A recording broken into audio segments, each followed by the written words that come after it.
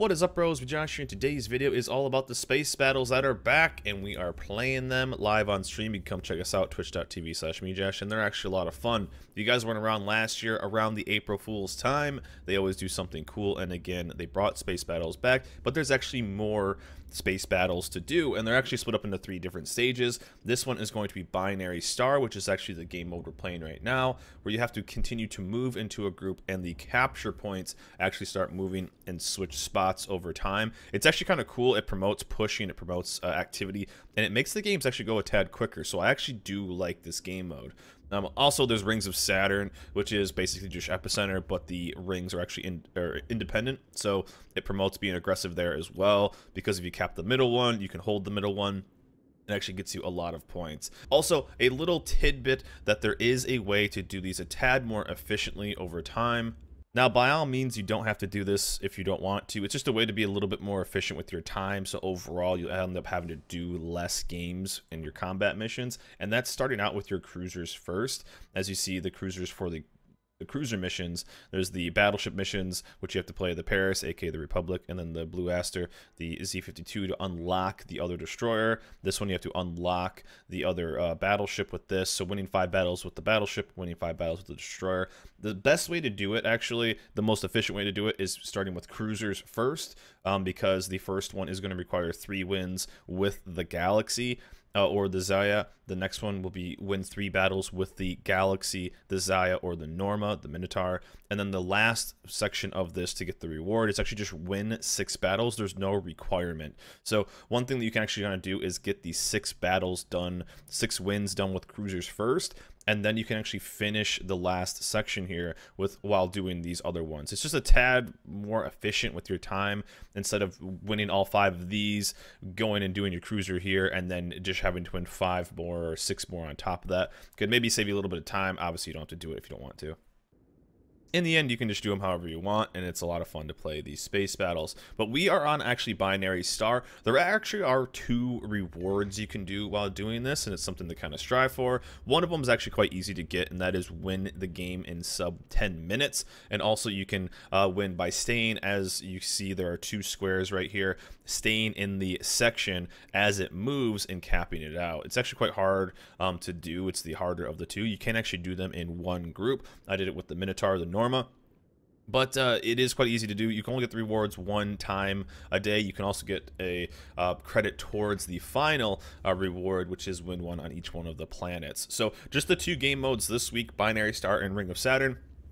In this game right here, we have Binary Star. So we are in the Galaxy, which is basically a Des Moines, and one of the things about these ships is you have the Des Moines to start out with, the Zao, the Republic, as well as the Z-52, and the more and more, as I showed before, the more and more you can win and unlock all the ships. It's just fun. It's just fun to mess around. You can actually earn a decent amount of skills, a decent amount of currency for the new event. You can earn a decent amount of XP, actually. So if you just haven't ever played or want to play around with these ships, I love stuff like this. It's a good mix between randoms, especially clan battles that just started. It's a good mix of just having fun and not really stressing, and just going out there and getting basically free stuff for just playing the game. One thing is very noticeable, though, although it looks graphically different, is this is a map we've seen, and once you kind of figure it out, you kind of start playing it just like you would the normal one. Also, as you can see, those ships right there off to my right, we did do a test, and those do not act as environment. The islands, however, do. All those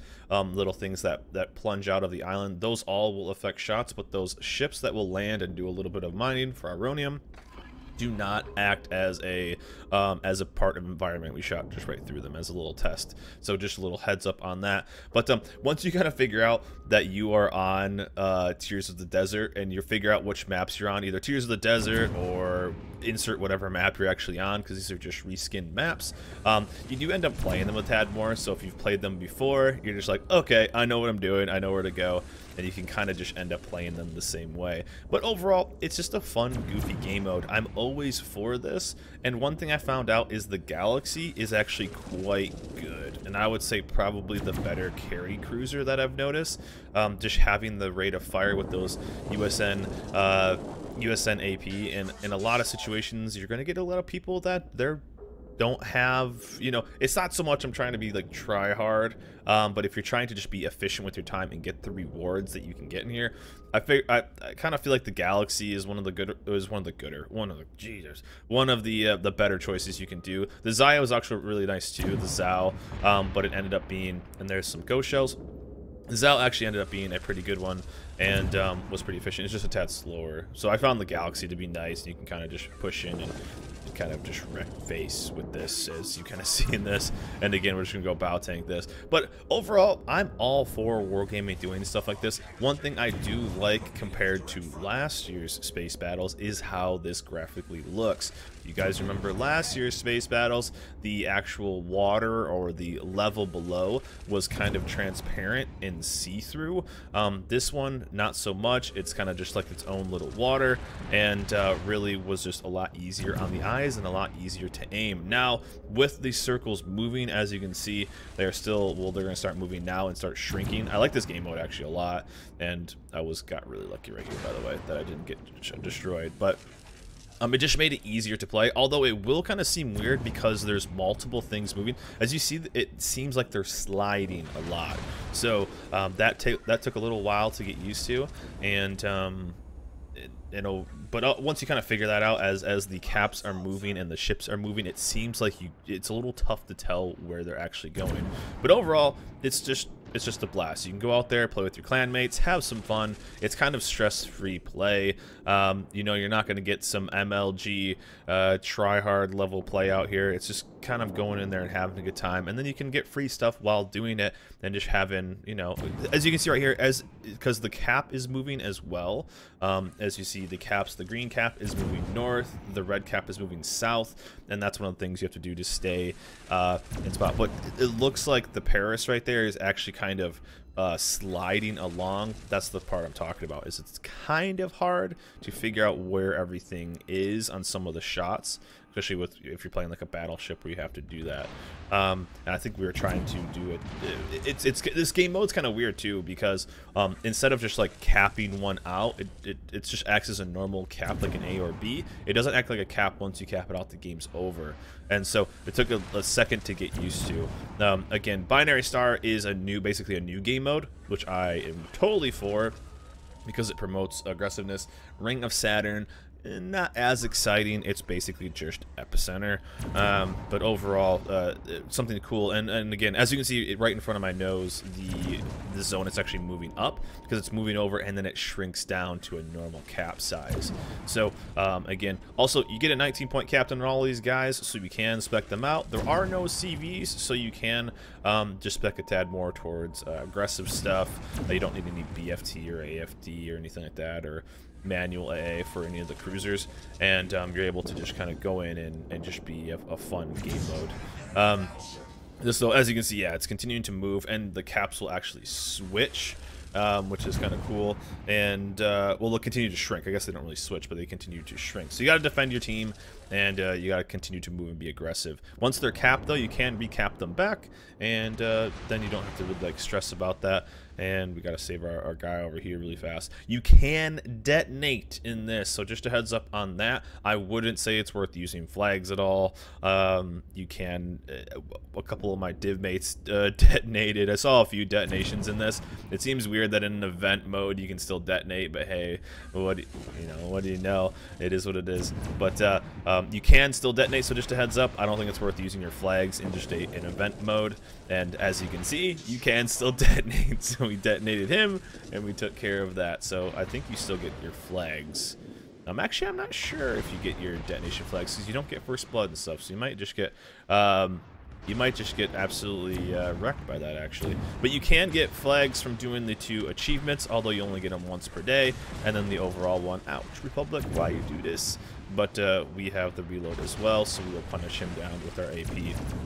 Again, I just feel like the DPM from the Galaxy, if you're looking for something that kind of carries, is just so good, because obviously you can just pump out so much damage, and even against battleships with a cruiser, you can just do so much against them. You can't use anything like legendary modules in this, even if you have them on the Des Moines or insert whatever ship you have.